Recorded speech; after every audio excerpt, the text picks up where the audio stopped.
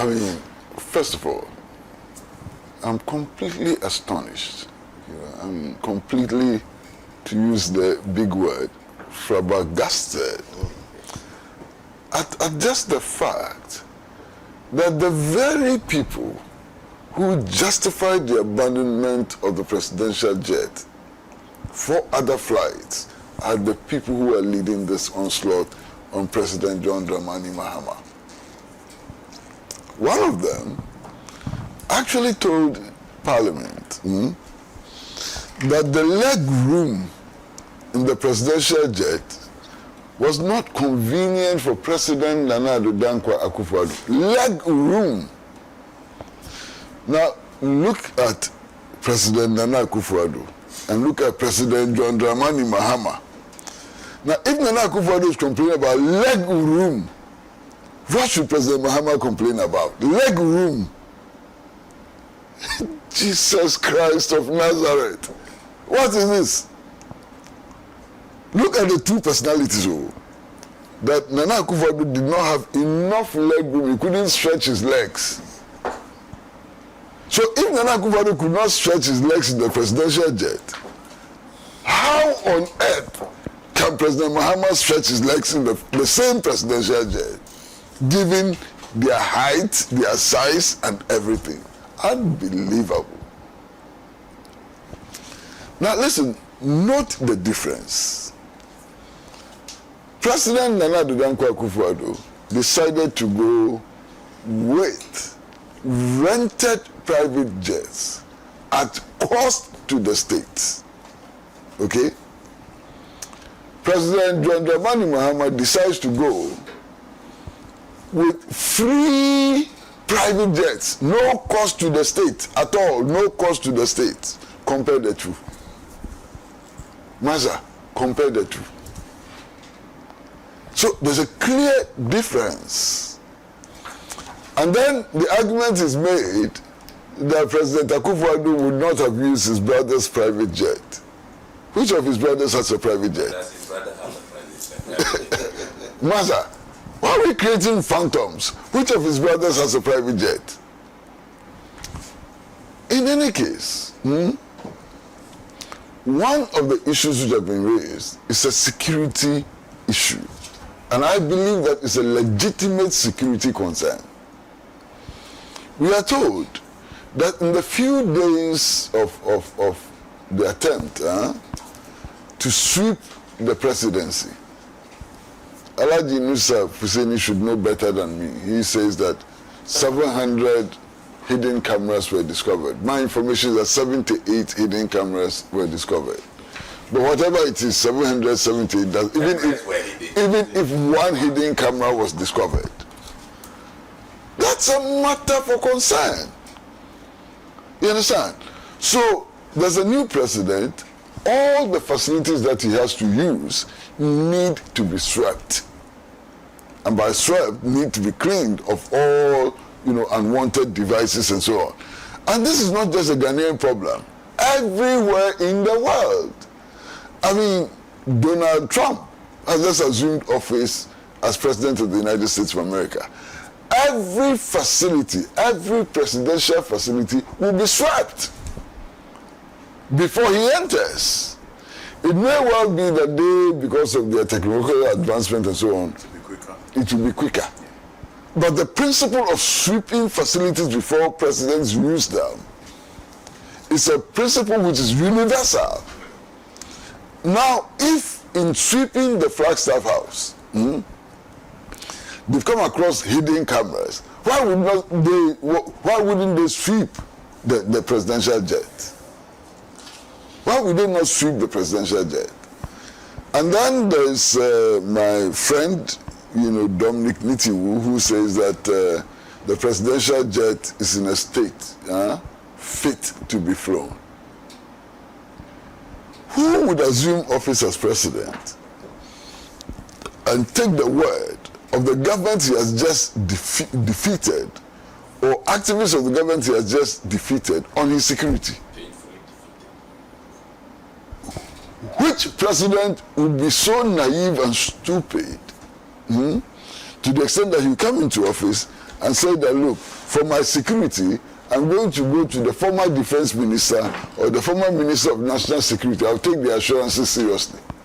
Which president would ever do that? To the extent that is possible, you understand? To the extent that is possible, I will go along with my brother Elvis Bota, that the president at all times, where there are state facilities, should use state facilities instead of private facilities at all times. To the extent that it's possible. Because you don't expect to do impossible things. So to the extent that it is possible, you must use state facilities instead of private facilities. But we must know that the president, whether we like it or not, has a certain duality. The fact that he has become president does not take away his private part. There are things about the president which are private. You mean his private part? Oh, okay. His private, The president is a private citizen in some sense, and at the same time, he's public in another sense. Okay? There are things about the president which, in spite of the fact that he's president, will remain private forever. The relationship between the president and his brother Ibrahim Mahama is not a public matter, it's a private matter. You understand? Even to a very large extent, the relationship between him and his wife is a private matter. And so on. I mean, so there are private aspects of the president's life and there are public aspects of the president's life. We should not confuse the two. And in fact, the president himself ought to help us make that distinction. And that is why I'm going to say something, that is why the role of his family, his children, and so on, in his official functions should be deliberately limited in order to preserve his privacy. You understand? If family begins to intrude in public affairs, the line between his privacy and his official rule is blurred, and the president ought to be careful about that. It's very, very important. We are told that he flew commercial on this flight. So even the question of his brother's jet does not come in at all. The question of his brother's jet came in much earlier, and it was explained. I am satisfied with the explanation. You understand? Now, we should understand that his brother Ibrahim Mahama is not from Mongolia. He's also a citizen of Ghana. And if we insist that Ghanaians, all Ghanaians, have a right to contribute to the national development effort and so on, the president's brothers also have rights to contribute to the national development effort. Now, if individual Ghanaians can make donations to public schools, can make contributions to the national kitty and so on, why should we exclude Ibrahim Mahama? Do we exclude Ibrahim Mahama simply because he's the brother to the president? That's unfair to him. Completely unfair to him. And I have persistently made this point about the fact that I don't care. I really don't care. This issue of family and friends which has been raised in the past, have you ever heard me raise it? I don't care. The most important thing is that, are they qualified? And by qualification, I mean academic qualification, I mean experience, I mean entitlement, I mean all the things that go into making up what is qualification. You understand? So today, if for example we are awarding a contract, and engineers and planners which belong to Ibrahim Mahama bids, and they provide us with the best bid, are we going to say that simply because he's a brother to the president he's not going to get a contract? It would not make sense. He's a citizen of Ghana. You understand? So my point is that when these issues arise, I think that we should end the political, point scoring and look at the issues dispassionately. You understand? I know of a president who actually traveled, in economy. He didn't travel in business class. He didn't travel in first class. I know of a president who traveled in economy. Check. You would find. I know of a country in which the president had his brother, twin brother, not just brother, as prime minister. And there was no problem, and so on. So we need to go beyond the formal relationships and so on. And then also I know of a country in which two brothers, a neighboring country in which two brothers are struggling for power, competing for power.